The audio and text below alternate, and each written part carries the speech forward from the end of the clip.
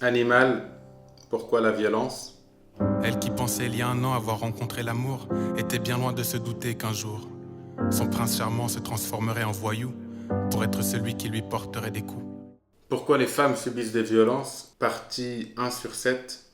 Les violences faites aux femmes, c'est un sujet qui me tient vraiment à cœur et j'ai essayé d'en parler hier de façon spontanée et j'avais du mal. Donc j'ai structuré cette discussion ou le partage de mes idées en 7 parties. La première, mes premiers souvenirs et ma vision de la femme. Deuxième partie, comment j'ai pris conscience des violences faites aux femmes. Troisième partie, pourquoi j'ai ressenti le besoin de m'exprimer et comment je me suis senti au début. La quatrième partie, pourquoi je vais continuer à en parler en chanson et en discussion. Comment j'aimerais aider les victimes aujourd'hui et dans le futur.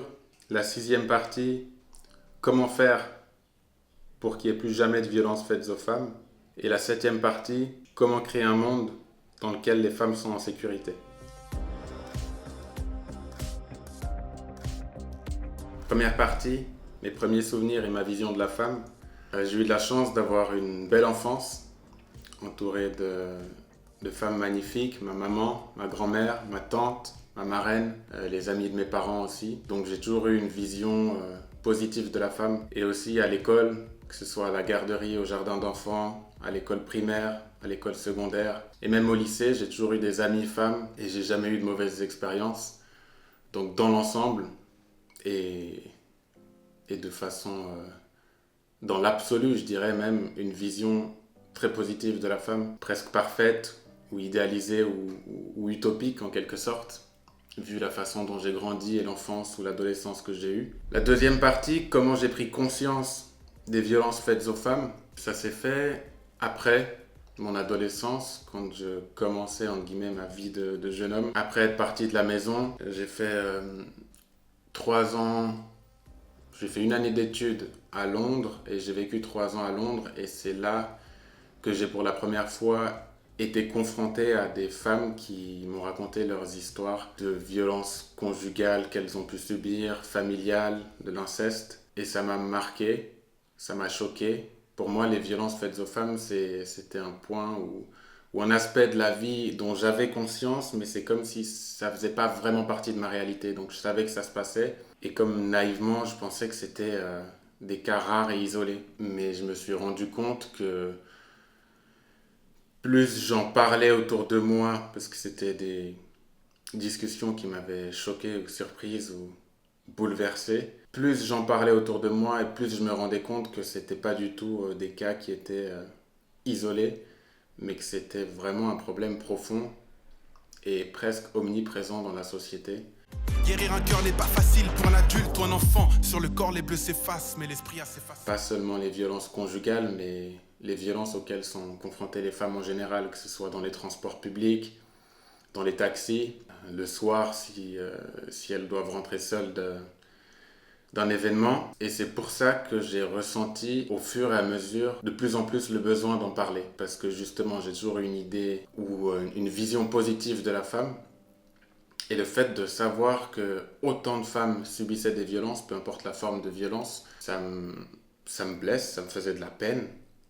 Et, du coup, je ressentais le besoin d'en parler. La partie 3, pourquoi j'ai ressenti le besoin d'en parler et comment je me sentais au début. Donc justement, j'ai ressenti le besoin d'en parler parce que moi, j'ai une vision presque utopique de la femme.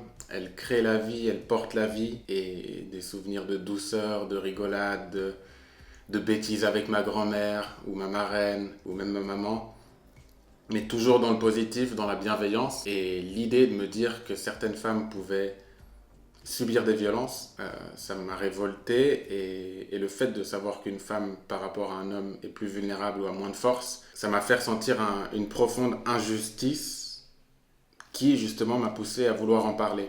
Mais comment je me suis senti au début, c'était difficile pour moi d'écrire la chanson et d'assumer la chanson en quelque sorte. Paradoxalement parce que je suis un homme et je sais pas vraiment ce qui a fait que je me sente mal à l'aise ou même là d'en parler. Mais je pense que une partie du malaise vient du fait d'être un homme, donc de savoir que indirectement ce sont les hommes qui font ou qui infligent des souffrances ou des violences aux femmes. Et du coup, de s'associer en tant qu'homme à des femmes qui sont potentiellement victimes, je m'imaginais inconsciemment qu'il y aurait une sorte de résistance ou que mon aide, mon soutien ne serait pas le bienvenu du fait que je suis un homme. Et aussi parce que les groupes que je voyais sur les réseaux sociaux qui en parlaient, c'était des groupes presque dédiés aux femmes ou aux victimes, ce qui est tout à fait normal, les victimes ont besoin de soutien.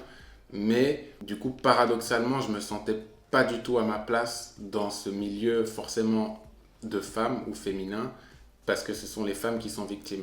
Mais j'ai quand même voulu ou tenu absolument à apporter mon soutien, et je pense que c'est aussi pour ça que ça s'est fait sous la forme d'une chanson, parce que c'était pour moi plus facile d'ouvrir la discussion ou d'amener la discussion avec une chanson, comme c'est mon moyen d'expression à travers lequel je me sens le plus à l'aise. Mais au début, c'était en tant qu'homme difficile pour moi de prendre la parole sur ce sujet. Et je voulais aussi sensibiliser les gens à ce sujet, comme moi-même je tombais de haut, de très haut.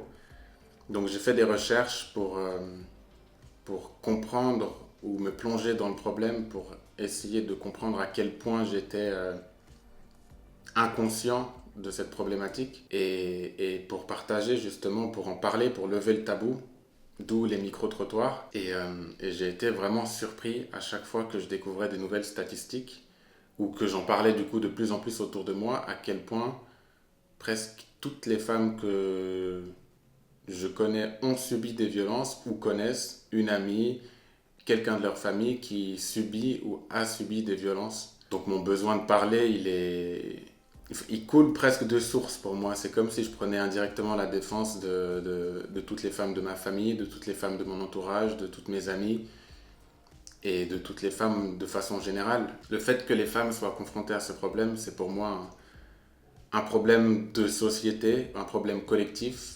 Et pour moi, toute la société devrait s'engager dans ce combat, mais surtout les hommes. Si les femmes sont victimes d'hommes, c'est pour moi, avec du recul, le rôle des hommes de défendre les femmes contre d'autres hommes qui ont en quelque sorte perdu leur humanité. La partie 4, pourquoi je vais continuer à en parler en chanson et en discussion?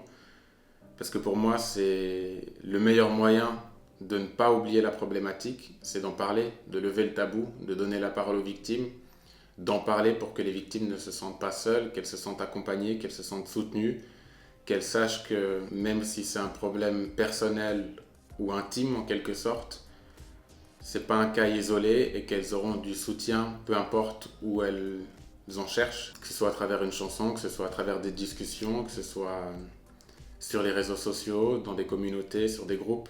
Petite fille est une dame qui dans sa vie se sent bien. Ses blessures ont guéri, son passé sombre est bien loin. Donc pour moi c'est très important de ne pas laisser un tabou ou un voile ou un silence sur cette situation ou les situations que certaines victimes peuvent vivre au quotidien ou de façon ponctuelle. C'est pas normal et ça devrait pas exister. Donc je vais continuer à en parler autant que je peux jusqu'à ce que ça n'existe plus, j'espère un jour. En partie 5, comment j'aimerais aider les victimes aujourd'hui et dans le futur.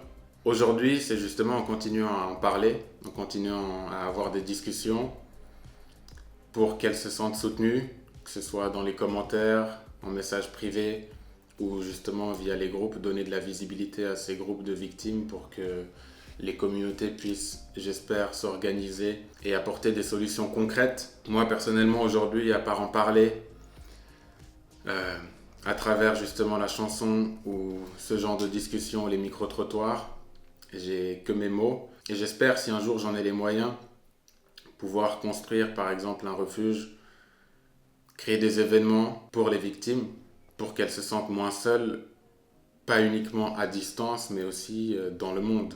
Donc continuer à leur donner la parole, à parler de la problématique et à montrer physiquement aussi qu'il y a du soutien dans la société et qu'elles sont écoutées, qu'elles sont entendues. Et j'espère qu'on pourra ensemble agir face à cette problématique. Et la 7e et dernière partie, comment créer un monde dans lequel les femmes sont en sécurité. C'est presque l'aspect le plus difficile pour faire face à ce problème. dans le sens où apporter son aide aux victimes, c'est résoudre le problème ou c'est réagir au problème, mais c'est pas le résoudre à la source. C'est subir en quelque sorte les conséquences de la problématique. Et ce que j'ai noté, c'est peut-être en prenant conscience de notre nature humaine et en arrêtant de se comporter comme des animaux ou des animales, d'où le titre de ma chanson. Je pense que c'est seulement si on prend conscience de notre nature humaine et des qualités que c'est que d'être un être humain qu'on pourra faire face à nos côtés instinctifs, primitifs, impulsifs d'animaux et qu'on pourra à travers le fait d'être humain justement apprendre à ne pas se comporter comme des animaux ou des animales. D'où le jeu de mots dans le refrain de ma chanson. L'homme est une espèce d'animal. Quand il perd son humanité, se transforme en mal qu'il frappe. Pour s'exprimer, c'est évident qu'il aime mal. S'il frappe, l'homme aura pour toujours les mains sales. S'il frappe, l'homme n'est plus l'ami de la femme. Il devient celui du mal, il devient animal. Pour essayer de comprendre la problématique et de répondre à la problématique à la source de la meilleure façon possible. Et c'est pour ça aussi pour moi que c'est difficile d'en parler, parce que résoudre le problème à la source, ça veut dire faire face au fait que le problème, c'est pas les victimes directement. Le problème, c'est la personne ou les personnes qui infligent des souffrances ou des violences en victime. Et c'est à eux qu'il faudrait s'adresser. C'est à eux que j'aimerais m'adresser. Aux hommes, aux jeunes hommes, aux garçons qui ont de la peine à contrôler leurs émotions, leurs impulsions, leurs pulsions. Parlez-en autour de vous. Parlez-en à moi directement, en message ou de façon anonyme sur les réseaux. Je pense pour moi qu'un homme qui fait du mal à une femme, il est victime de lui-même, et dans le sens où il a perdu son humanité, ou qu'elle est enfouie sous plein de raisons, plein de souffrances différentes, que ce soit des traumatismes d'enfance, un manque d'éducation, un manque de valeurs, un manque de repères dans la vie. C'est vous que j'aimerais aider aussi à avoir des bons repères, à trouver des bonnes valeurs humaines, à apprendre à gérer vos émotions, vos pulsions, pour ne pas faire de la peine autour de vous, pour ne pas détruire des vies entières. Et c'est pour ça pour moi que c'est le sujet le plus sensible, même là, même si j'ai quelques questions pour cadrer la discussion ou ce que j'aimerais transmettre. Difficile d'en parler parce que ça me touche, ça me rend profondément triste de savoir qu'il y a autant de victimes tous les jours. Les statistiques que je découvre dans certains endroits, dans des camps de réfugiés, il y a plus de 50 viols par jour. De façon générale, plus de la moitié des femmes qui sont assassinées, c'est par leur conjoint ou leur ex-conjoint.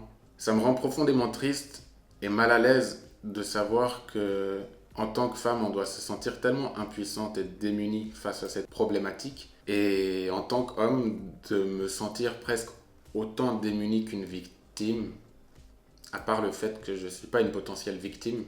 Et c'est pour ça que je veux faire tout ce que je peux pour aider les victimes et les personnes qui sont victimes d'elles-mêmes et qui font du mal autour d'elles. Donc j'espère que ce message il sera bien compris. Ma priorité absolue, c'est d'aider les victimes, d'écouter, d'entendre les victimes. Et ma priorité parallèle, c'est d'essayer, à travers ce genre d'échange, de sensibiliser les hommes qui ont besoin d'être éduqués, qui ont besoin d'être accompagnés, qui ont besoin d'être écoutés ou entendus, pas pour excuser ou justifier aucune de leurs actions, mais pour justement les accompagner, surtout les générations futures, les accompagner vers un mode de fonctionnement digne d'un homme, digne d'un être humain. Je pense, du coup, comme je l'ai dit, que c'est pas du tout le dernier échange, mais une façon pour moi d'introduire la discussion. C'est aussi ma première chanson, donc je commence par le début. Mais malheureusement, je pense que cette discussion elle n'est pas prête d'être terminée. Et la sortie de ma chanson, ça marquait le début de la discussion. Et j'aimerais continuer à en parler, à essayer de trouver des solutions temporaires pour aider les victimes et des solutions profondes sur le long terme pour régler le problème. Animal, pourquoi les femmes subissent des violences ? Partie 1 sur 7. L'homme est une espèce d'animal. Quand il perd son humanité, se transforme en mal qu'il frappe. Pour s'exprimer, c'est évident qu'il aime mal. S'il frappe, l'homme aura pour toujours les mains sales. S'il frappe, l'homme n'est plus l'ami de la femme. Il devient celui du mal. Il devient animal.